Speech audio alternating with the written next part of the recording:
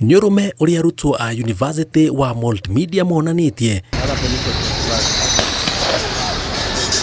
muthenya wa mwambĩrĩrio akĩng'ethanĩra na maabitha borithi na mahiga o ati mekuraga o tambura iria ikuraga mwena ucio o nginyagia macũngĩrĩria maabitha acio more ihenya rĩa kamuti makiũrĩra ũrũrũ wa mahiga.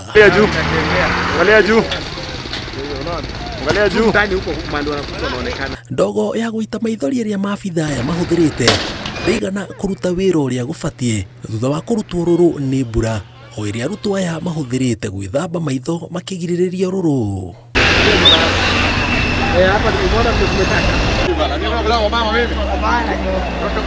Baugĩte mareka maya mothe makienda kĩhoto kĩũmwe wao ũrĩa kũrerĩkana mwĩrĩ wake ũkoretwo mũkĩra-inĩ wa barabara akuĩte. Hapo Sunday jioni alipatikana. Sasa kisa cha kuuawa kwake hatujaelewa hadi sahihi. Kwa hivyo we demanding justice for our own.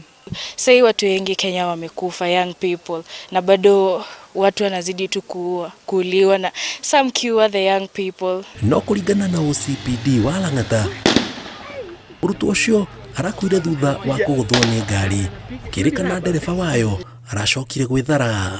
Early in the morning around 4 kulikuwa na accident, a hit and run pale kwa ule mlima pale. It involved a student, a second year student. It was attended to. Unfortunately, the student had succumbed. But we're not sure. There was no blood. So we can't believe that it was an accident, yet we're not sure. We've not seen any blood. He's saying that it was a hit and run.